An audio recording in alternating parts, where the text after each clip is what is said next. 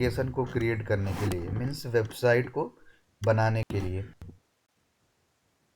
Second इसका जो use है वो आज के टाइम पे सॉफ्टवेयर बनाने में यूज हो रहा है, और इसका यूज डेटाबेस के कनेक्ट करके कोई भी कॉम्प्लेक्स मैथमेटिक्स डिटेल्स होती है उनको भी आज के टाइम पे सॉल्व किया जाता है। पाइथन जो डिफरेंट डिफरेंट प्लेटफॉर्म पे भी काम करता है, जैसे विंडोज पे, मैक, लाइनक्स पे, रास्पबेरी पाई जैसे प्लेटफॉर्म पे। पाइथन का जो सबसे ज़्यादा इजी या पॉपुलर होने का रीज़न है उसका सिंटेक्स, वो बहुत ही इजी है जिससे वो आज के टाइम पे पॉपुलर है। 1 मिनट से दीजिए, चार्जर कनेक्ट कर लीजिए,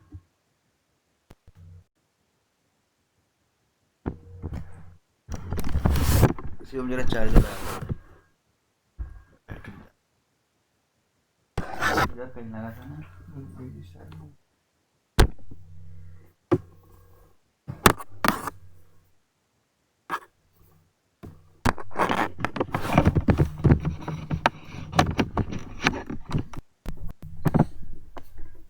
ऑन नहीं हुआ।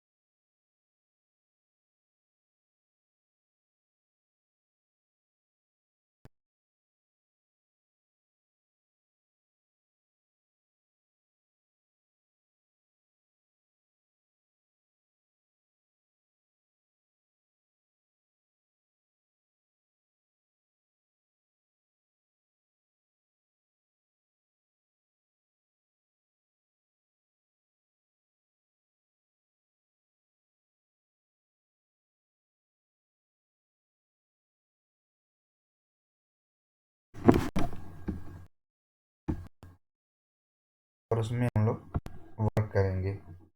फिर बात आती है, यदि हम पाइथन पढ़ रहे हैं तो उसको हम लोग स्टार्ट कहाँ से करेंगे। तो स्टार्ट करने के लिए हम लोग चाहें तो CMD प्रॉम्प्ट से भी काम कर सकते हैं, या हम चाहें तो नॉर्मल नोटपैड वगैरह से भी काम कर सकते हैं। दोनों जगह से हमारा काम हो जाएगा।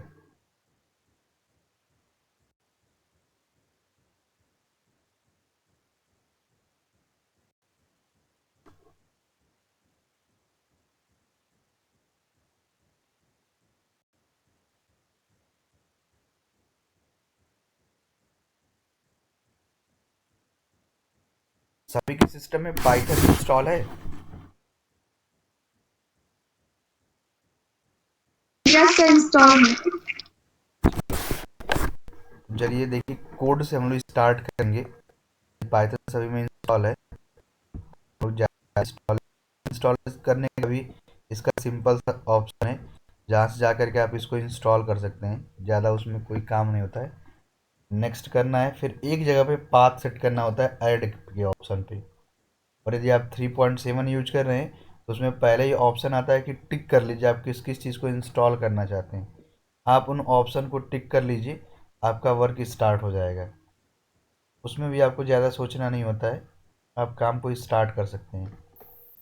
अब देखिए, यदि बात आती है कोडिंग की, तो कोडिंग को लिखने के लिए इसमें कुछ ज़्यादा बेसिक सिंटैक्स जो आपके सी के थे वही सभी मिलेंगे, बस थोड़े बहुत चेंजेस आपको मिलेंगे। वो चेंजेस आपको ध्यान देने पड़ेंगे, क्योंकि उसी से पाइथन की पॉपुलैरिटी है। उन्हीं ऑप्शन से या उन्हीं सिंटेक्स से पाइथन आज के टाइम पे पॉपुलर है। तो सबसे पहले इसमें ये देखेंगे हम लोग, यदि हमें पाइथन में मैसेज को डिस्प्ले करना है तो हम क्या करेंगे। तो मैंने जैसे आपको बताया कि आज के मार्केट में दो वर्जन चलते हैं, एक चलता है इसका 2.7, मैं इन दोनों में डिफरेंस आपको बताते जाऊंगा, एंड सेकंड चल रहा है आपका 3.7। तो हम यूज करेंगे इस 3.7 को। यदि आप इस सॉफ्टवेयर को इंस्टॉल करते हैं अपने सिस्टम में, तो आपके सिस्टम में इसी नेम का एक फोल्डर बन जाएगा, Python 3.7। यदि आप 2.7 इंस्टॉल करते हैं तो आपके सिस्टम में Python 27 नेम का एक फोल्डर बन जाएगा। यदि आपको ये जानना हो कि आपका सॉफ्टवेयर इंस्टॉल हुआ कि नहीं हुआ, तो आप इस तरीके से चेक कर सकते हैं। क्या करना होगा आपको, बस अपने सी सर ड्राइव। हाँ, स्क्रीन नहीं शो हो रही है। वेट वेट वेट, तो चल रही है।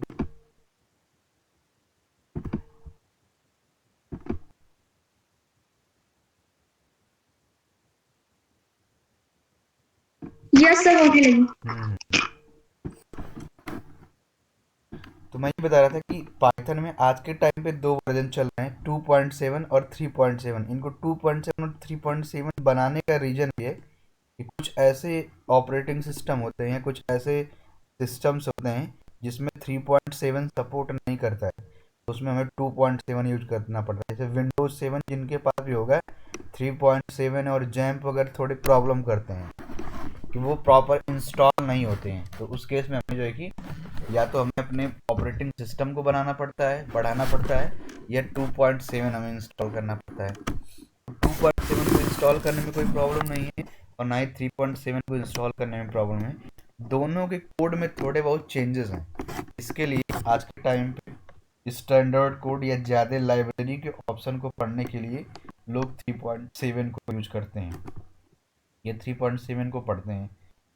इसमें सबसे पहला जो काम होता है, यदि हमें किसी कोड को या किसी डेटा को या किसी मैसेज को पाइथन में डिस्प्ले कराना हो, प्रिंट कराना हो, तो उसके लिए हम लोग क्या करेंगे। यदि आप 2.7 का यूज कर रहे हैं, इसमें किसी मैसेज को डिस्प्ले कराने के लिए लिखा जाता है प्रिंट। क्या लिखा जाता है, प्रिंट। और उस प्रिंट के बाद जिस मैसेज को, जिस डेटा को हमें प्रिंट कराना होता है, उसको हम लोग लिखते हैं डबल क्वेट्स के अंदर। सपोज दैट मैंने यहाँ पे लिख दिया, ठीक है, ये मैसेज डिस्प्ले हो जाएगा। बट यदि यही काम हमें सेम 3.7 में करना हो, तो उसके लिए हम क्या लिखते हैं, उसके लिए हम लिखते हैं प्रिंट, देन हम यूज करते हैं पैरेंथेसिस।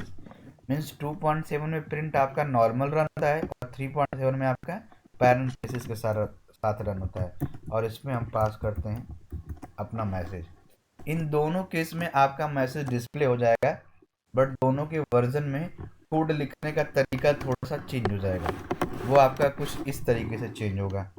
अब जब आप पाइथन सॉफ्टवेयर को इंस्टॉल करेंगे, तो आपके सिस्टम में, मैं दिखा भी देता हूँ, सी ड्राइव में Python 3.7, या यदि आपने 2.7 इंस्टॉल किया है तो आपका 27 नेम से इंस्टॉल हो जाएगा। ये यदि आपके सिस्टम में पाइथन किसी भी दूसरे ड्राइव में, किसी अनदर फोल्डर में, किसी अनदर पोजीशन पे भी इंस्टॉल होता है, तो कोई दिक्कत नहीं है। पाइथन के प्रोग्रामिंग को आप सीख सकते हैं, बट जब हम बैकएंड पढ़ने जाएंगे, इसका डेटाबेस कनेक्टिविटी पढ़ने जाएंगे, तो वहाँ पे प्रॉब्लम आएगा, फिर वहाँ पे ये चलने में प्रॉब्लम करेगा। तो इसके लिए आप, अब यदि आपने अपना सॉफ्टवेयर इंस्टॉल किया होगा और आपका किसी दूसरे ड्राइव में या किसी अनदर फोल्डर में ड्राइव के इंस्टॉल हुआ, बाय डिफ़ॉल्ट वो यूजर के फोल्डर में इंस्टॉल होता है।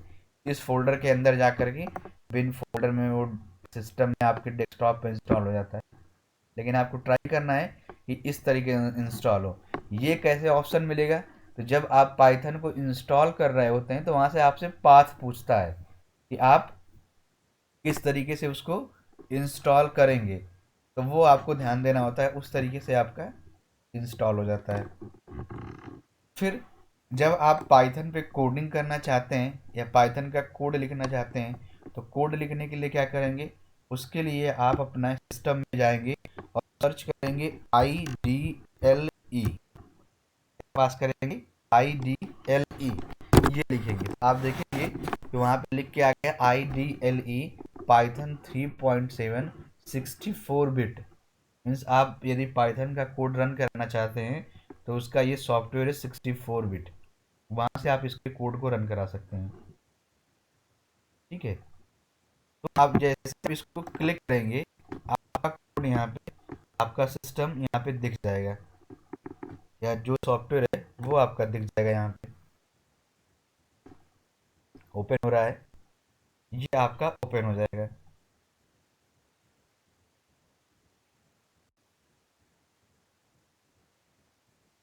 थोड़ा स्लो ओपन हो रहा है, ये आपका ओपन हो गया। इसको बोलते हैं पाइथन का कमांड प्रॉम्प्ट। ये वाइट दिख रहा है, ब्लैक नहीं दिख रहा है, बट ये पाइथन का कमांड प्रॉम्प्ट है। मीन्स इसमें भी आप कुछ भी टाइप करते हैं और टाइप करने के बाद यदि आप गलती करते हैं तो आप नेक्स्ट लाइन में चले जाते हैं और वहाँ से आप बैक नहीं आ पाते हैं। ये भी पाइथन का CMD है, जहाँ पे आप इस कोड को लिख सकते हैं। तो एक तो ये ऑप्शन है जहाँ पे आप कोड को लिखेंगे। जैसे अभी मैं लिखता हूँ मैसेज, अभी उन्होंने जो ट्राई किया था, मैंने यहाँ पर लिखा प्रिंट, देन मैंने पास किया पैरेंथेसिस, डबल क्वेट्स के अंदर मैंने पास किया मैसेज को, ये मैसेज रहा। अब यदि मैं एंटर की प्रेस कर दूंगा तो ये कोड हमारा रन हो जाएगा। यहाँ पे देखिए आपको इंस्टेंट मैसेज दिखेगा। ये मैसेज जब आपको दिखा तो आपका आउटपुट तो आ गया, आपका आउटपुट डिस्प्ले हो गया। बट ये आउटपुट कहाँ पर डिस्प्ले हुआ है? आपके पाइथन सॉफ्टवेयर की CMD स्क्रीन पे।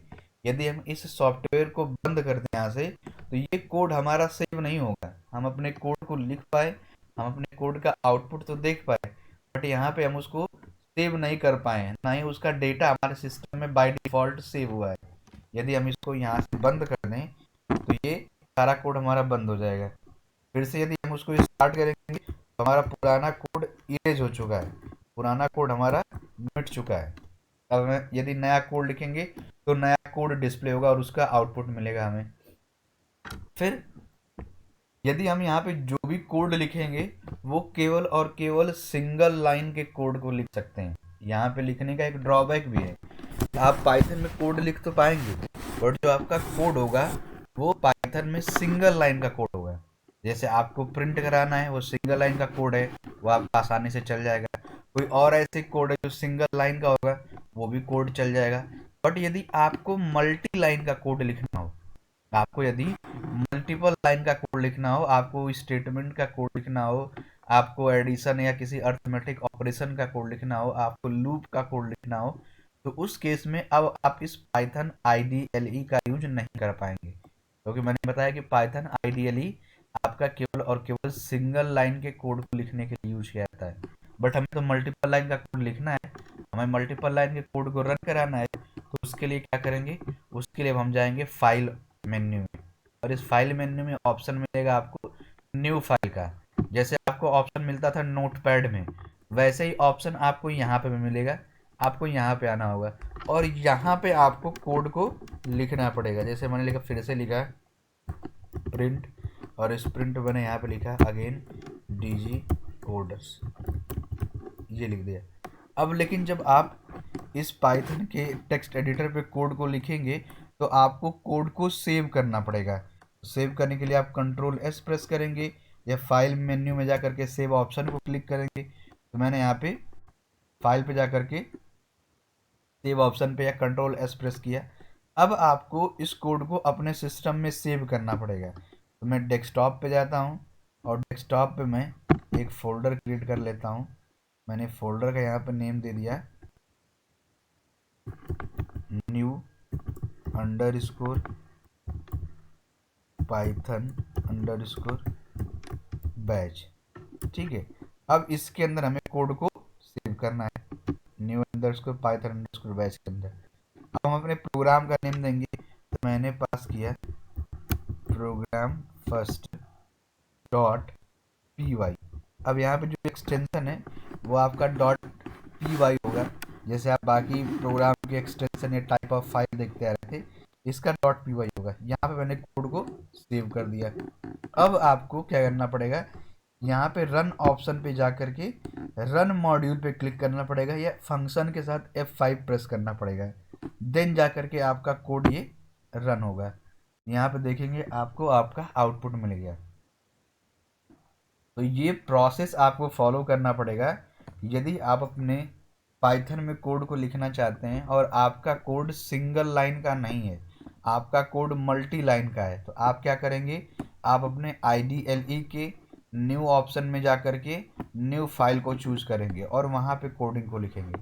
अब यदि मान लीजिए कि आपने आज का कोड किया और आपने सिस्टम को बंद कर दिया, ऐसा कुछ आपने सिस्टम को बंद कर दिया, अब आपको कल की डेट में फिर से उसी कोड पे कोई काम करना है, उस कोड में आपको कुछ एडिटिंग करनी है या नई चीज़ें आपको ऐड ऑन करनी है, प्रोग्राम आपको दूसरा बनाना है, तो क्या करेंगे, तो फिर उस केस में आप आगे यहाँ पे पास करेंगे IDLE। आपका IDLE ओपन होगा और आपको ओल्ड कोड अपना ओपन करना है, पुराना कोड आपको ओपन करना है। तो आप क्या करेंगे, तो आप फिर से फाइल मेन्यू में जाएंगे, फाइल मेन्यू में जाकर के आप जाएंगे ओपन ऑप्शन पे, ओपन मेन्यू पे जाएंगे और यहाँ पे आप क्लिक करेंगे। तो जब आप क्लिक करेंगे तो आपसे ये पूछेगा कि आप अपने सिस्टम से किस कोड को ओपन करना चाहते हैं। तो इसके लिए हम लोग डेस्कटॉप पे अपना फोल्डर बनाए थे, हम डेस्कटॉप पे जाएंगे। डेस्कटॉप पे हमने पाइथन न्यू बैच नेम का एक और फोल्डर क्रिएट किया था, हम उसमें जाएंगे। यहाँ पे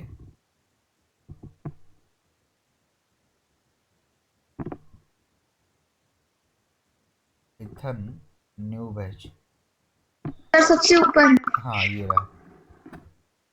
इसके अंदर हमारा ये कोड है program 1.py, मैंने क्लिक किया, यहाँ पे देखेंगे आपका वही ओल्ड कोड ओपन हो गया। इस तरीके से यदि आपका कोड सेव हो गया है और उसको आपको फिर से ओपन करना है तो आप फाइल मेन्यू में जाएंगे, फाइल मेन्यू में जाकर के आप ओपन ऑप्शन पे जाएंगे और वहाँ से आप अपने कोड को ओपन कर लेंगे। अब सपोज दैट कि आप पाइथन के इस टेक्स्ट एडिटर या IDLE से ज़्यादा फेमिलियर नहीं है, आप अभी तक नोटपैड या किसी अनदर टेक्स्ट एडिटर को यूज करते आए, यदि आपको उसका यूज करके कोड करना हो सेम टू सेम, उसका यूज करके आपको कोड लिखना हो, तो आप क्या करेंगे, तो देखिए आपको क्या करना पड़ेगा। इसके लिए हम IDLE को यूज नहीं करेंगे, हम अभी तक जो अपना नोटपैड नॉर्मल यूज करते आए हैं हम उसको यूज करेंगे। तो इसके लिए हम अपने नोटपैड पे जाएंगे, जैसे अभी तक हम लोग न्यू फाइल या नया पेज लेते आए थे वैसे नया पेज और न्यू फाइल लेंगे। यहाँ पे हम क्या करेंगे, कोड जैसे लिखना था वैसे ही हम कोड को लिखेंगे। जैसे मैंने लिखा है प्रिंट और डबल कोट्स के अंदर मैंने पास किया मैसेज, और इसको हम सेव करेंगे। सेव करने के लिए यहीं Ctrl+S प्रेस करेंगे। फिर से आपको इसको सिस्टम में सेव करना पड़ेगा। सिस्टम में सेव करने के लिए हम डेस्कटॉप स्क्रीन पे जाएंगे और यहाँ पे डेस्कटॉप स्क्रीन पे जो हमने फोल्डर क्रिएट किया था उस फोल्डर में इस प्रोग्राम को हम लोग सेव कर देंगे।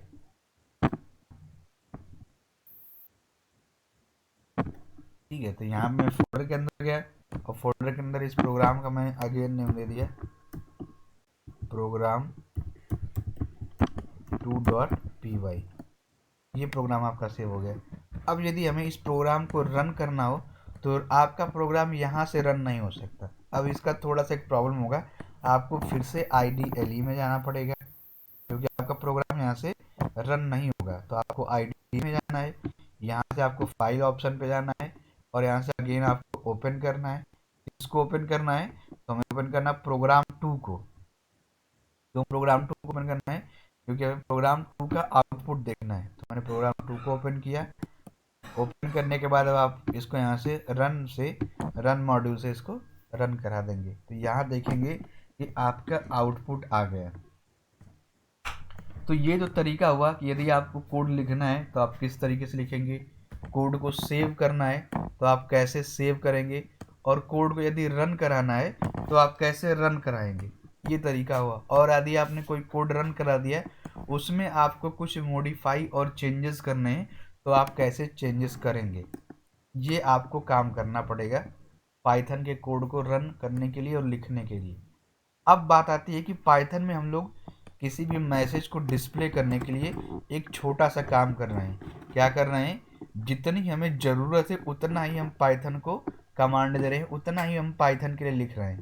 बाकी प्रोग्रामिंग लैंग्वेज को यदि हम लोग एनालिसिस करें, बाकी प्रोग्रामिंग लैंग्वेज को यदि हम लोग देखें, तो उसमें हमें जिस मैटर से हमें रिक्वायरमेंट होती है, जो हमें आउटपुट चाहिए होता है, उसके अलावा हमें और भी चीज़ें लिखनी पड़ती हैं। जैसे आप सभी ने सी पढ़ा, तो सी में क्या होता था कि हमें मैसेज यदि डिजी कोडर ही डिस्प्ले कराना है, तो हमारा मैसेज डिजी कोडर ही डिस्प्ले होता था, मैसेज हेलो ही डिस्प्ले होता था। बट उस केस में हमें उस मैसेज के लिए हमें और भी कुछ सिंटेक्स और रूल्स को लिखने पड़ते थे। जैसे हमें हेडर्स फाइल्स लिखने पड़ते थे, हमें मेन फंक्शन लिखना पड़ता था, फिर हमें अगर यदि एक कोई वेरिएबल लेना है तो वेरिएबल के लिए डेटा टाइप लिखते थे, देन जा कर के हम इस मैसेज को डिस्प्ले करा पाते थे। और यदि कोई फंक्शन का कोई ब्लॉक एग्जीक्यूशन होना है तो उसके लिए हम करली ब्रेसेस भी यूज करते थे। यदि हमें किसी सिंगल लाइन को टर्मिनेट करना है कि ये लाइन यहीं तक एंड है, तो उसके लिए हम लोग को सेमी कॉलन भी यूज करना पड़ता था। तो ये बहुत नंबर ऑफ सिंटेक्स हमारे किसी एक सिंगल कोड में हो जाते थे, बहुत ही लेंदी कोड हमारा हो जाता था, जिससे हम लोग को ये लगता था कि कोड बहुत लंबा होता है, इसको हम नहीं कर पाएंगे। बट पाइथन ने क्या किया, पाइथन ने जितने भी एक्स्ट्रा ऑप्शंस थे उनको रिमूव कर दिया। पाइथन ने अपने कोड में, अपने सिंटेक्स में उतनी ही डिटेल रखी जितनी आउटपुट के लिए ज़रूरी होती है, जितनी आउटपुट के लिए यूज की जा सकती है। इसलिए आज के टाइम पे पाइथन की पॉपुलैरिटी है। पाइथन की एक और सबसे बड़ी पॉपुलैरिटी जो ये है, वो ये है, आप देख पाएंगे, आपको मैं बता देता हूँ। जैसे आज के डेट में देखा जाए तो जो फील्ड की बात करते हैं, आपका एक फील्ड है वेबसाइट डेवलपमेंट का, कि आप वेबसाइट बनाना सीख सकते हैं, वेबसाइट डेवलपमेंट करना सीख सकते हैं। सेकंड है आपके पास मोबाइल ऐप डेवलपमेंट, और थर्ड है आपके पास सॉफ्टवेयर डेवलपमेंट।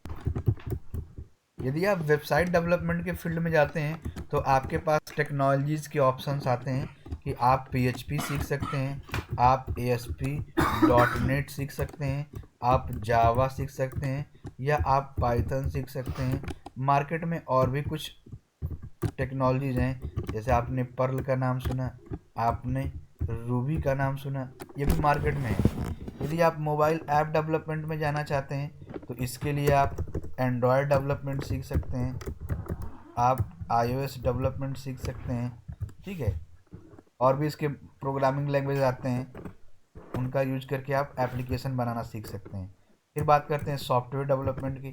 सॉफ्टवेयर डेवलपमेंट में आप C# का यूज कर सकते हैं, आप ASP.NET इसका भी यूज कर सकते हैं, आप जावा का यूज कर सकते हैं सॉफ्टवेयर बनाने के लिए, एंड आप पाइथन का यूज कर सकते हैं, ठीक है। तो ये अलग अलग फील्ड्स हैं जिसमें कि आने वाले टाइम पे हम लोग काम करेंगे, या इन फील्ड्स पे हम इन पोजीशन पे जॉब करेंगे। बट इनके लिए अलग अलग टेक्नोलॉजीज मार्केट में है। अब ये समझ में नहीं आता कि इनमें से किसको सीखा जाए। सबको स्टार्टिंग स्टेज पे सीखना थोड़ा पॉसिबल नहीं है कि आने वाले टाइम पे हम सभी को सीख जाएं, ऐसा थोड़ा मुश्किल है। तो हम लोग किसी न किसी एक फील्ड को चूज़ करते हैं, और जब उसमें से एक फील्ड को चूज़ करते हैं तो उसमें से एक टेक्नोलॉजी चूज़ करते हैं।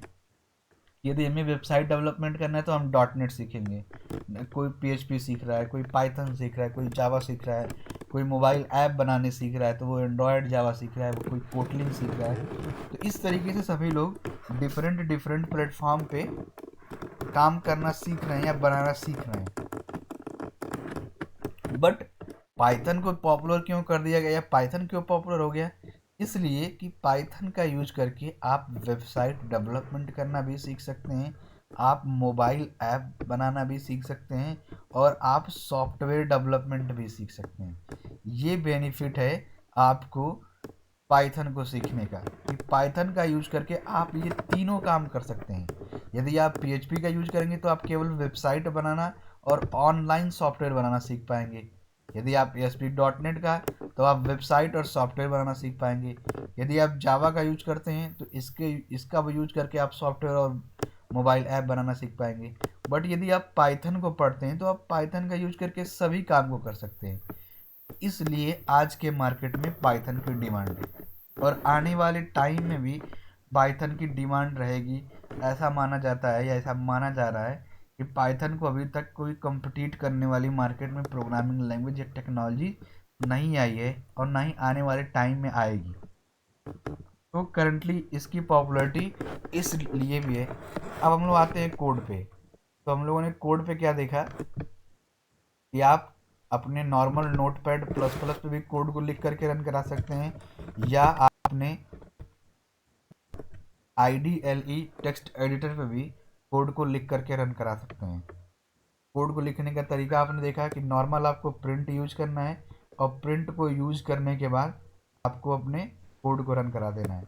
अब बात आती है कि हम कोड तो लिख रहे हैं लेकिन हमें बीच बीच में ऐसी ज़रूरत पड़े कि हम कोड को अपने कमेंट कर पाएँ, कोड को हमें कमेंट करना हो। तो उसके लिए हम क्या करेंगे, जैसे हमें किसी लाइन की ज़रूरत ना हो, हमें किसी कोड को नहीं रन कराना हो, तो क्या करेंगे। तो उसके लिए यदि आपको सिंगल लाइन का कमेंट चाहिए तो उसके लिए हम लोग यूज करते हैं हैज सिंबल। यदि आप हैज सिंबल यूज करते हैं, अब आपका ये कोड कमेंट हो गया, मैंने इसको सेव किया और यहाँ से यदि मैं इसको रन कराता हूँ रन मॉड्यूल पे जा करके, तो आप देखेंगे कि आपका कोड का कोई आउटपुट नहीं आ रहा है। क्यों नहीं आ रहा है? क्योंकि हम लोगों ने कोड को कमेंट कर दिया है, उस कोड का एग्जीक्यूशन नहीं होगा। यहाँ पे आपका कोड ये कमेंट हो गया। तो हैज़ का यूज करने से आप अपने कोड के सिंगल लाइन का कमेंट कर पाएंगे। बट यदि आपको मल्टी लाइन का कमेंट करना हो, जैसे मैंने यहाँ पे लिखा है और नेक्स्ट लाइन में मैंने लिख दिया इज कीवर्ड है, यहाँ मैंने ये दे दिया और एक और मैंने लाइन दे दिया। और यदि हमें मल्टी लाइन का देना हो, इसका कमेंट करना हो, तो आपके पास तो एक ये ऑप्शन है कि आप तीनों लाइन में हैज़ हैज़ लगा दीजिए। यहाँ पे भी आप कर दीजिए, यहाँ भी आप कर दीजिए हैज़, यहाँ भी आप कर दीजिए हैज़। बट इससे क्या होगा कि आपका थोड़ा कोड कॉम्प्लेक्स हो रहा है। आप चाहें तो इसी चीज़ को वन टाइम में कमेंट कर सकते हैं। देन उसके लिए आपको क्या लिखना पड़ेगा, उसके लिए आपको लिखना पड़ता है ट्रिपल टाइम क्विट्स 1 2 3, ठीक है। और यहाँ भी आपको लिखना पड़ेगा 3 टाइम क्विट्स, यहाँ पे आकर के। तो ये लाइन भी आपका कमेंट हो जाएगा 1 2 3 टाइम क्विट्स। यदि आप 2 टाइम्स या सिंगल टाइम लिखते हैं तो बाय डिफ़ॉल्ट वो आपका स्ट्रिंग होगा, बट यदि आप 3 टाइम्स लिखते हैं तो वो आपका कमेंट हो जाएगा। तो मल्टी लाइन के कमेंट के लिए 3 टाइम क्विट्स आपको यूज़ करना है, और यदि आपको सिंगल लाइन का कमेंट यूज़ करना है तो आपको हैज़ यूज़ करना है। आपकी वो लाइनें कमेंट्स हो जाएंगी। अब यदि पाइथन में हम लोग आते हैं ऑप्शन वेरिएबल पे। यदि हमें पाइथन में वेरिएबल डिक्लेयर करना है तो हम क्या करेंगे। तो सबसे पहले तो हम लोग ये देखेंगे कि बाकी प्रोग्रामिंग लैंग्वेज में वेरिएबल्स क्या होते हैं। वेरिएबल्स की डेफिनेशन की बात की जाए तो वेरिएबल की डेफिनेशन यहाँ भी वही है जो आप बाकी प्रोग्रामिंग लैंग्वेज में सीखते या पढ़ते आए हैं। बाकी प्रोग्रामिंग लैंग्वेज से थोड़ा सा हम लोग कंपेयर करेंगे। यदि बात करते हैं वेरिएबल्स की सी में, ठीक है, कि आपको सी प्रोग्रामिंग लैंग्वेज में वेरिएबल डिक्लेयर करना है तो सबसे पहले आपको क्या करना पड़ता था, सबसे पहले आपको डेटा टाइप डिफाइन करना पड़ता था। देन आपको वेरिएबल का नेम देना पड़ता था। सपोज दैट कि आपको इंटीजर डेटा टाइप का वेरिएबल डिफाइन करना है तो आप क्या लिखते हैं, इंट कीवर्ड और साथ ही साथ वेरिएबल का नेम। जैसे आपने ले लिया रिजल्ट, ये आपका रिजल्ट नेम का वेरिएबल हो गया, और वो जो रिजल्ट नेम का वेरिएबल है उसका डेटा टाइप इंट है। इस रिजल्ट नेम के वेरिएबल में जो आपका डेटा आएगा वो इंटीजर टाइप का आएगा। देन इसी चीज़ को आप नेक्स्ट प्रोग्रामिंग ये कॉन्सेप्ट जावा स्क्रिप्ट में जाते हैं तो वहाँ पे कैसे लिखा जाता है, वहाँ पे लिखा जाता है वेर कीवर्ड, वेर कीवर्ड और वेरिएबल का नेम। तो इस तरीके से जाकर के आपका जावा स्क्रिप्ट में डिफाइन होता है। यदि इसी चीज़ को आप PHP टेक्नोलॉजी में जाते हैं कि PHP में वेरिएबल कैसे डिक्लेयर होगा, तो उसके लिए हम लिखते हैं डॉलर सिंबल। क्या लिखते हैं, डॉलर सिंबल, और इस डॉलर सिंबल के साथ लिखते हैं हम लोग वेरिएबल का नेम। तो यहाँ पे तो जो वेरिएबल आपका सी में है वो रिजल्ट वेरिएबल है, और जावा स्क्रिप्ट में जो आपका वेरिएबल है वो भी रिजल्ट वेरिएबल है। बट जो आपका PHP में वेरिएबल है ये आपका डॉलर के साथ है, आप केवल और केवल रिजल्ट वेरिएबल नहीं बोल सकते। आपका वेरिएबल ये पूरा का पूरा डॉलर रिजल्ट है, ठीक है। और यदि यही काम हमें सेम पाइथन में करना हो तो उसके लिए हम केवल और केवल वेरिएबल का नेम लिखते हैं, ठीक है।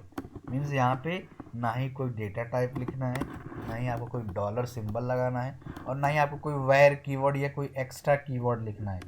जिस वेरिएबल को आप डिफाइन करना चाहते हो, जिस भी नेम का डिफाइन करना चाहते हो, केवल और केवल आपको वो नेम लिखना है जिस नेम का आप वेरिएबल डिफाइन करना चाहते हो।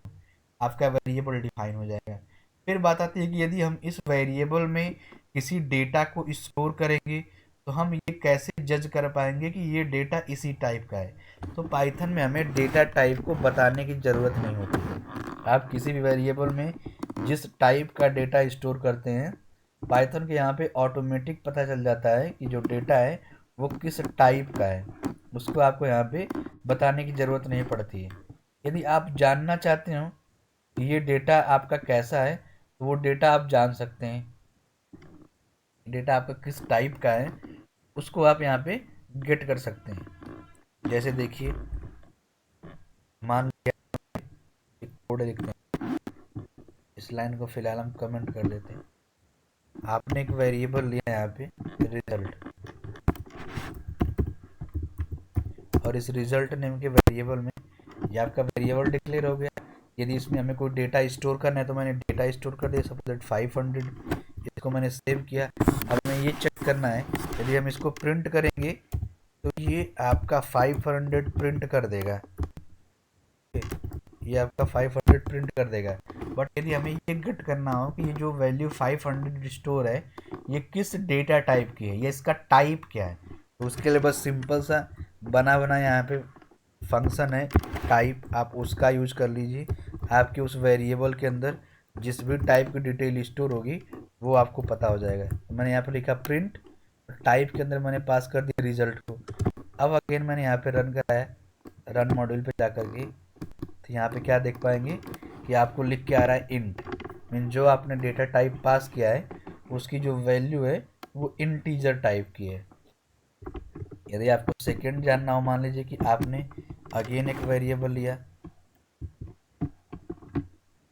एक और यहाँ पे लिया रिजल्ट नेम का, और यहाँ मैंने पास कर दिया एक कैरेक्टर। अब मैंने सेव किया और रन कराया,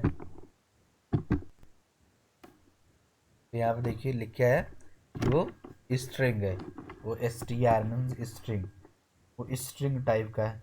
यदि ऐसे ही आप पॉइंट डालेंगे तो आपको बताएगा कि ये डेसिमल टाइप का है। तो आप इस तरीके से किसी भी वेरिएबल के अंदर स्टोर्ड किए गए डेटा का डेटा टाइप जान सकते हैं। उसके लिए आपको क्या करना पड़ेगा, उसके लिए आपको करना पड़ेगा टाइप फंक्शन का यूज, और उस टाइप के अंदर आपको पास करना पड़ेगा जो भी वेरिएबल्स है, जो भी आपके वेरिएबल्स स्टोर किए गए हैं उसको आपको पास करना पड़ेगा। देन आप वेरिएबल को उसका डेटा टाइप जान पाएंगे। फिर नेक्स्ट इसी में कॉन्सेप्ट आता है वेरिएबल के केस में, वेरिएबल्स नेम्स। जो वेरिएबल्स के नेम होते हैं उसको आप किस तरीके से डिफाइन कर सकते हैं, या कौन से ऐसे वेरिएबल होते हैं जो लीगल वेरिएबल होते हैं जिनका नेम आप डिफाइन करते टाइम पे ध्यान देंगे। जैसे मैं आपको कुछ दिखाता हूँ, वेरिएबल्स के नेम को डिफाइन कैसे करते हैं या किस टाइप से वेरिएबल का आप नेम रख सकते हैं। तो एग्जाम्पल के पर्पज में आते हैं, देखिए यहाँ पे यदि आप जब भी पाइथन में वेरिएबल या किसी भी प्रोग्रामिंग में वेरिएबल को डिक्लेयर करते हैं तो आपको कुछ रूल्स का ध्यान देना होता है। वो कौन कौन से रूल्स का ध्यान देना होता है, जैसे मैंने यहाँ पे देख लिखा है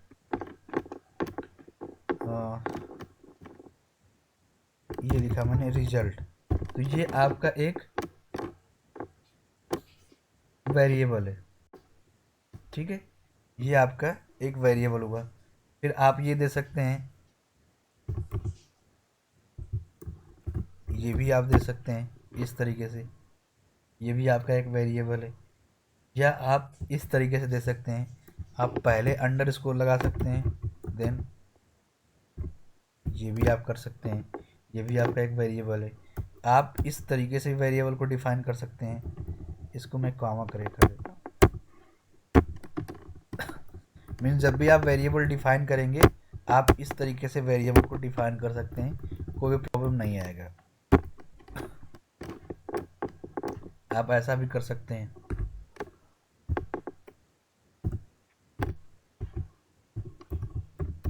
या आप किसी एक कैरेक्टर को इंक्रीज कर दें, या आप ऐसा भी रख सकते हैं पूरा का पूरा कैपिटल। आप इस तरीके से भी रख सकते हैं, या आप नंबर पास कर दें वेरिएबल के नेम के बाद। बट जो आपके वेरिएबल्स सपोर्ट नहीं करते हैं या यूज नहीं होते हैं वो कौन से होते हैं, वो ये देखिए। जैसे आप इस तरीके से वेरिएबल को नहीं दे सकते, ये आपका गलत वेरिएबल देने का तरीका है। ना ही आप इस तरीके से दे सकते हैं वेरिएबल का नेम, ये भी आपका गलत तरीका है। और ना ही आप स्पेस दे करके, जो भी वेरिएबल के रूल्स आप बाकी प्रोग्रामिंग लैंग्वेज में पढ़ते आए हैं वो यहाँ पे फॉलो होते हैं कि आपको अपने वेरिएबल के नेम से पहले कोई नंबर नहीं देना है, आपको अपने वेरिएबल के नेम के बीच में माइनस नहीं देना है, आपको अपने नेम के बीच में स्पेस नहीं देना है। आप अंडर स्कोर दे सकते हैं, ठीक है। आप कुछ इस तरीके से लिख सकते हैं, इस तरीके से। ये आपका वेरिएबल है, बट यदि आप माइनस यूज करते हैं तो आप यूज नहीं कर सकते, ठीक है। या आप जो वेरिएबल का नेम दे रहे हैं आप उसमें कैपिटल लेटर रख सकते हैं, अंडर स्कोर रख सकते हैं, ठीक है। तो यदि इसमें जब हम लोग इसको बोला जाता है मल्टी वर्ड्स वेरिएबल नेम।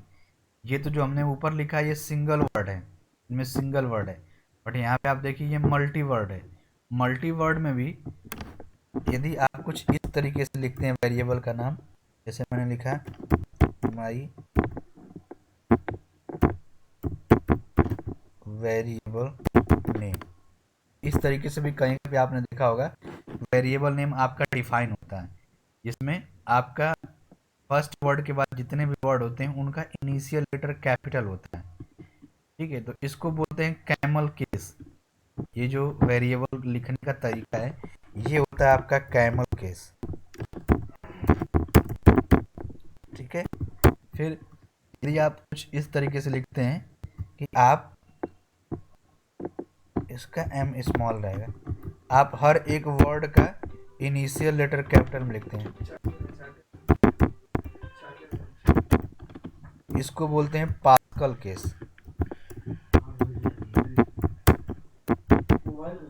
इसको बोलते हैं पास्कल केस। तो यदि आप इस तरीके से वेरिएबल को चाहें तो डिफाइन कर सकते हैं। एक ये भी आपका होता है जो मैंने आपको बताया, my under score variable under score name, ये आपका जो तरीका होता है इसको बोला जाता है स्नैक केस। तो ये भी अलग अलग तरीके हैं वेरिएबल्स को डिफाइन करने के लिए, या आप इस तरीके से वेरिएबल को डिफाइन कर सकते हैं। आप मल्टी वर्ड के भी वेरिएबल के नेम को दे सकते हैं, आप सिंगल वर्ड भी दे सकते हैं। आपको जो ध्यान देना होगा वो ये कि आप इस टाइप से यूज नहीं कर सकते, आप इस टाइप के वेरिएबल को डिफाइन नहीं कर सकते, ठीक है।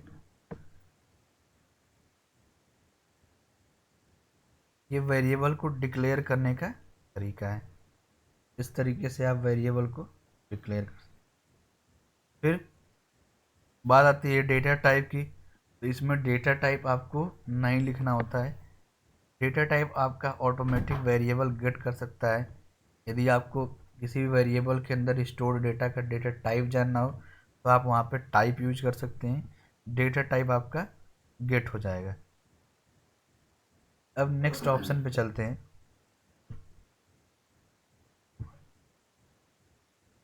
ठीक है, यदि हमें किसी डेटा टाइप की टाइप कास्टिंग करनी हो, उसका डेटा टाइप हमें चेंज करना हो या अपडेट करना हो, तो हम क्या करेंगे उस केस में, ठीक है। उसके लिए देखिए,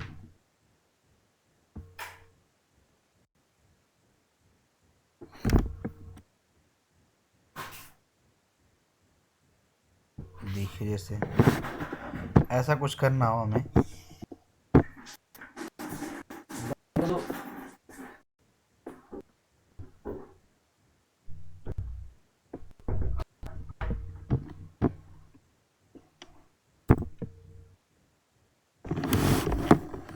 यहाँ पे देखिए जैसे मैंने एक वेरिएबल लिया ए, यहाँ पे सभी कमेंट कर देते हैं,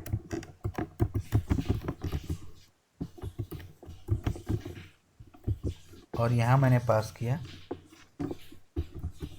एक 10, ठीक है। इसको मैंने डिस्प्ले कराया, तो प्रिंट करने के लिए यहाँ पे लिखा मैंने प्रिंट ए, क्या देख पाएंगे कि ये 10 आपका डिस्प्ले हो जाएगा। लेकिन यदि हमें इसको चेंज करना हो, चेंज करने के लिए क्या लिखेंगे, इसके लिए आप यहाँ पे फिर से आएंगे,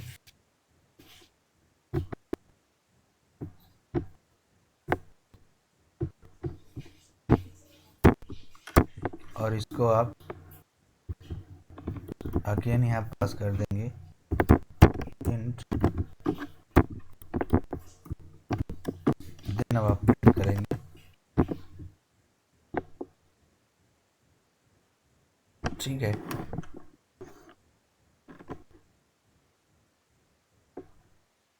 तो इसी तरीके से मान लीजिए एक और मैंने वैल्यू लिया,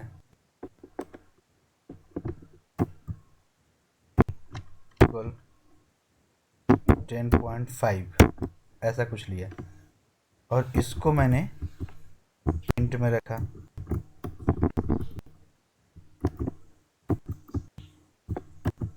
और इसको अगेन मैंने प्रिंट किया,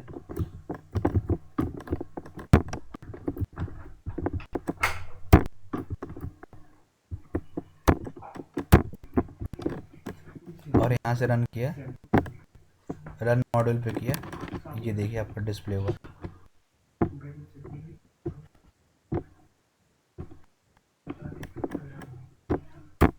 और यहाँ पे मैंने पास किया सी, और यहाँ पे मैंने लिखा डबल क्वेट्स के अंदर 10, और इसको मैंने पास कर दिया इन, और यहाँ मैंने किया प्रिंट सी। इसका देखेंगे ये भी आपका 10 ही आया। अब इनका टाइप फिर हम चेक करेंगे, सभी की वैल्यू तो सेम आई। अब यदि हमें इनका टाइप चेक करना हो तो मैंने यहाँ पे लिखा टाइप, यहाँ मैंने दिया टाइप,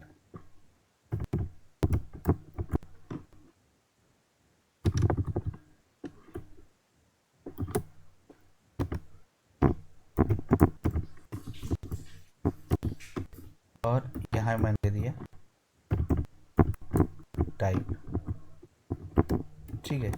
अब देखेंगे तो मैंने यहाँ पे तो इंटीजर लिखा है, ये तो आएगा ही, बट यहाँ पे मैंने लिखा है पॉइंट वैल्यू, बट उसको मैंने इंटीजर में कन्वर्ट कर दिया है।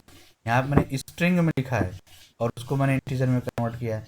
अब देखते हैं कि सभी का टाइप क्या रिटर्न करता है ये।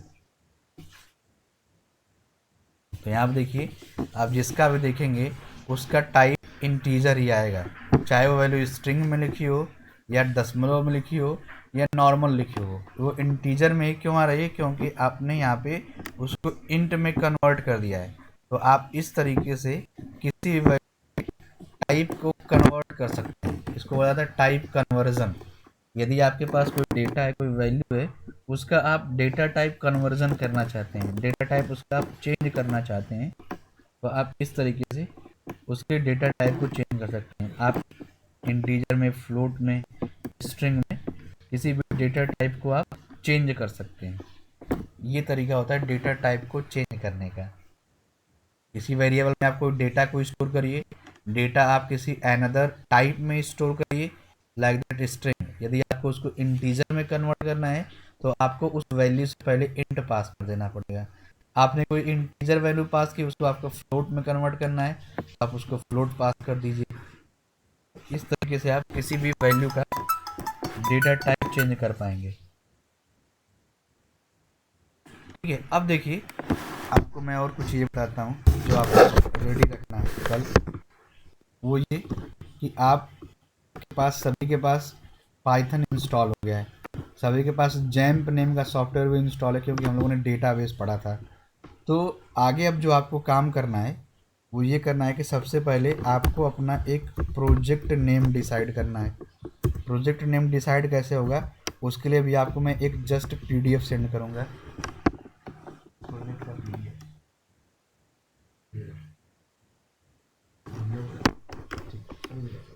तो आपको अभी मैं कुछ देर में एक प्रोजेक्ट का पीडीएफ सेंड करूँगा, उसमें से आपको प्रोजेक्ट चूज करना है। जो भी आप प्रोजेक्ट चूज करेंगे, ध्यान देना आपको क्या करना है। जो भी आप प्रोजेक्ट चूज करेंगे, सपोज दैट आपने ऑनलाइन शॉपिंग चूज किया, 1 मिनट के लिए मानते हैं, तो आपको ऑनलाइन शॉपिंग नेम का एक फोल्डर क्रिएट करना होगा। अब फोल्डर क्रिएट कहाँ पे ये होगा, अभी तक जो हम लोग कोड सेव करते आए थे वो अपने सिस्टम के किसी भी ड्राइव में सेव कर देते थे, अपने सिस्टम के सी ड्राइव, डी ड्राइव, किसी फोल्डर में डेस्कटॉप पे। बट ये जो आप ऑनलाइन शॉपिंग का कोड सेव करेंगे, वो सेव करने का एक पोजीशन होगा, क्योंकि जो आपका डायनेमिक काम होगा वो यहाँ से नहीं, डायरेक्टली नहीं होगा। आपको जाना पड़ेगा अपने सी ड्राइव सिस्टम में, या आपको अपने उस ड्राइव में जाना पड़ेगा जहाँ पे जैम्प इंस्टॉल है। कहाँ पे जाना पड़ेगा, जहाँ पे आपका जैम्प इंस्टॉल है। आप यहाँ पे जाएंगे जैम्प फोल्डर के अंदर। इस जैम्प फोल्डर के अंदर आपको एक ऑप्शन मिलेगा एच टी डॉक्स नेम का फोल्डर। इस एच टी डॉक्स नेम के फोल्डर के अंदर आप अपना खुद का फोल्डर बनाएंगे, जैसे मैंने बताया ऑनलाइन शॉपिंग का, तो आप यहाँ पे बनाएंगे ऑनलाइन शॉपिंग नेम का फोल्डर। जैसे मैं क्रिएट कर देता हूँ यहाँ पे ऑनलाइन शॉपिंग, ठीक है।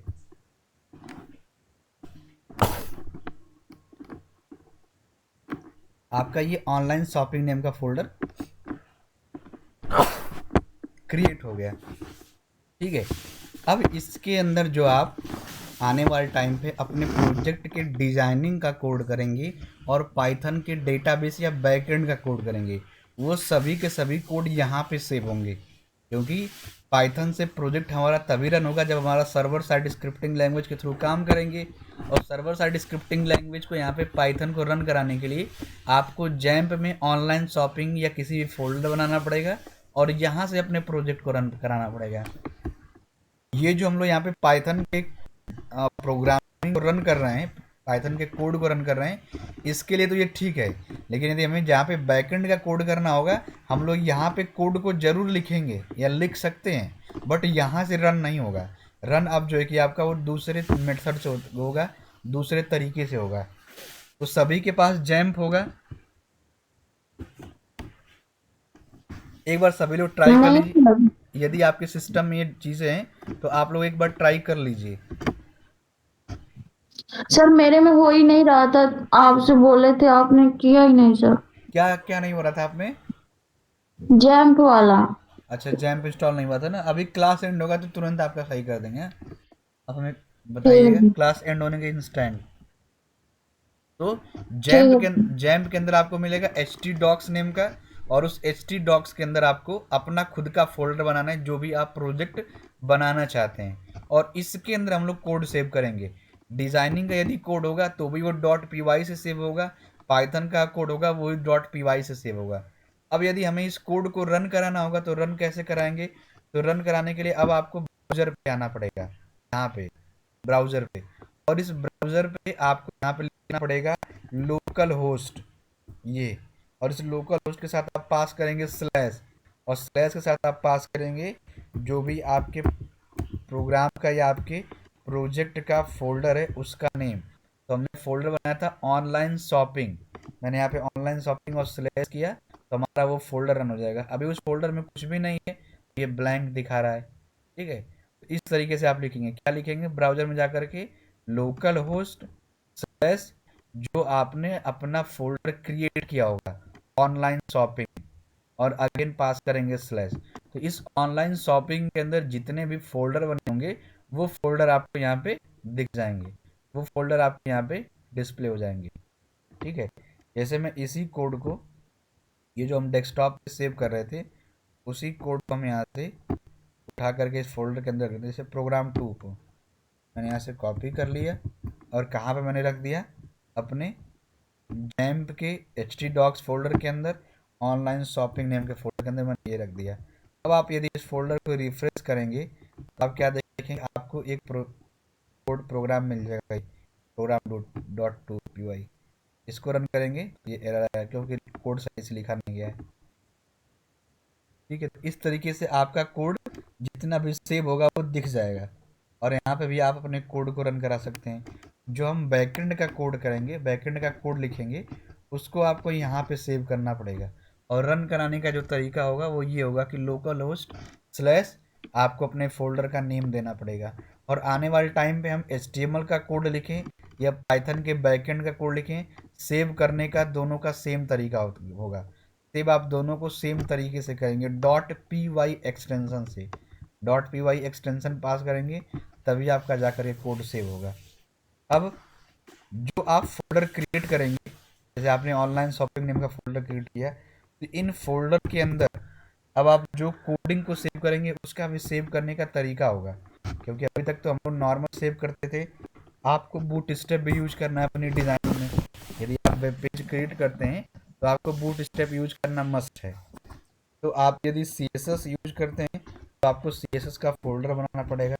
यदि आप जावा स्क्रिप्ट यूज करते हैं तो आपको जावा स्क्रिप्ट का भी फोल्डर बनाना पड़ेगा। और यदि आप अपने वेबसाइट में, वेब पेजेस में इमेजेस यूज करेंगे तो आपको इमेजेस नेम का भी एक फोल्डर बनाना पड़ेगा। मीन्स इस फोल्डर के अंदर अगेन फोल्डर होगा CSS, JS और इमेजेस। जो कोड आप लिखेंगे आप इन्हीं फोल्डर के अंदर सेव भी करेंगे, इन्हीं फोल्डर के अंदर आप स्टोर भी करेंगे, आपको डायरेक्टली नहीं रखना है। फिर जो आपकी फाइल्स बनेंगी वो फाइल्स आपकी इसी फोल्डर के होंगी, इन फोल्डर के बाहर, जैसे home dot P Y, about dot P Y, तो ये आपके ऑनलाइन शॉपिंग फोल्डर के अंदर होंगे, इन फोल्डर से बाहर। ठीक है, तो ये ऑनलाइन शॉपिंग नेम का फोल्डर होगा, उसके अंदर CSS, JS, इमेजेस नेम के फोल्डर, और आपकी ये फाइल्स होंगी। तो कोड हमारा प्रोजेक्ट का कुछ इस तरीके से सेव किया जाएगा। ध्यान देना आपको कि आप लिखेंगे अपने प्रोजेक्ट का नेम, फिर आप अपने लिखेंगे सभी फाइल्स के फोल्डर का नेम, और उसके बाद अपने जो कोड आप सेव कर रहे हैं उनकी फाइल का नाम। इस तरीके से आपका कोड सेव होगा। इसको भी हम लोग पढ़ेंगे आइडियली, बट यहाँ पे हम लोग केवल और केवल प्रोग्रामिंग के कॉन्सेप्ट को पढ़ेंगे, प्रोग्रामिंग के कॉन्सेप्ट को समझेंगे। बट जैसे ही हम पाइथन के बैकएंड की बात करेंगे तो उसके लिए हम लोग यहाँ पे नहीं यूज करके डायरेक्ट हम लोग htdocs के साथ काम करेंगे, जैम्प के साथ। तो जिनके सिस्टम में भी जैम्प इंस्टॉल नहीं हो पाया है उनका भी हम सही करा देंगे, जिनके में पाइथन इंस्टॉल नहीं हुआ उनका भी हम सही करा देंगे। तो सभी लोग एक बार ट्राई कर लें, और ये ट्राई करें कि 3.7 ही सभी में इंस्टॉल हो, तभी प्रॉपर चल पाएगा। नहीं तो प्रॉब्लम होगी कि कोड करेंगे तो हो सकता है कि आप में वो कोड रन ना करे। तो इसीलिए वर्जन हम लोग सभी लोग सेम रखेंगे, जिससे कोड में कोई दिक्कत ना आए, कोड में कोई प्रॉब्लम ना आए। इतना तो सभी का सेटअप होगा।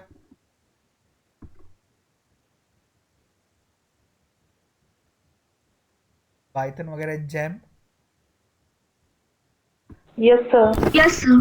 ठीक है, यदि जिनका नहीं सेटअप है उनके लिए भी अभी मैं ग्रुप में एक फाइल भेजूंगा गूगल ड्राइव का। उस गूगल ड्राइव के फाइल में आपके पास वो सॉफ्टवेयर्स के ऑप्शंस हैं, वहाँ से आप डाउनलोड कर सकते हैं, डाउनलोड कर लीजिएगा और डाउनलोड करके आप इंस्टॉल कर लीजिएगा।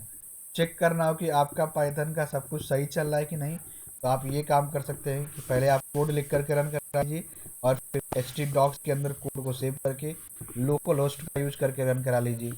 और यदि आपको डेटाबेस चेक करना हो बस यहीं पे आप डेटा को भी चेक कर सकते हैं। एक न्यू टैब पे आप टाइप करिए लोकल होस्ट, और यहाँ पे स्लैश लिखिए PHP माई एडमिन। यहाँ पे आप क्या देख पाएंगे कि आपके MySQL डेटाबेस आपका ओपन हो जाता है, लोकल होस्ट स्लैश PHP माई एडमिन। तो आपके जैम्प के थ्रू आपका डेटाबेस भी रन हो जाएगा। जिस डेटाबेस को हम लोग कमांड के थ्रू पढ़े थे वो डेटाबेस आपका यहाँ पे विदाउट कमांड भी यूज सकता है, ओपन हो जाए। ये आपका ओपन होगा तो यहाँ पे आपको आपका डेटाबेस भी दिख जाएगा। यहीं से हम लोग डेटाबेस का काम भी करेंगे, यहाँ पे डेटाबेस बनाएंगे, डेटाबेस का स्ट्रक्चर देख पाएंगे, डेटाबेस के टेबल देख पाएंगे, डेटा इसमें डेटा डिलीट करना तो डिलीट भी कर पाएंगे। तो वो काम अब हम लोग यहाँ से करेंगे। ठीक है, तो ये आपको एक काम करना है, आपको अपना ये फोल्डर क्रिएट कर लेना है। प्रोजेक्ट की लिस्ट आपको अभी मिलेगी, उससे आपको प्रोजेक्ट डिसाइड कर लेना है। प्रोजेक्ट डिसाइड करने के बाद हम फिर बताएंगे कि उस प्रोजेक्ट के अंदर क्या क्या चीज़ें बनेंगी और क्या क्या स्टेप बनेगा। जैसे ही प्रोजेक्ट डिसाइड होगा, डिज़ाइनिंग आपको स्टार्ट कर देना है, क्योंकि डिज़ाइनिंग आपको आती है। उसी डिज़ाइनिंग में हमारा काम होगा बैकएंड का कोड कराना। ठीक है, उसी डिज़ाइनिंग में हम बैकएंड या पाइथन का कोड कराएंगे। डिज़ाइनिंग बनाने की आपकी जिम्मेदारी रहेगी कि डिज़ाइनिंग आप कितना अच्छा बनाते हैं, वो आपकी जिम्मेदारी रहेगी। उसमें भी डिज़ाइनिंग में भी क्या क्या बनेंगे वो हम बताएंगे, सभी इंडिविजुअल इस डिज़ाइनिंग में क्या क्या रखा जाना, क्या क्या बनेगा। ठीक है,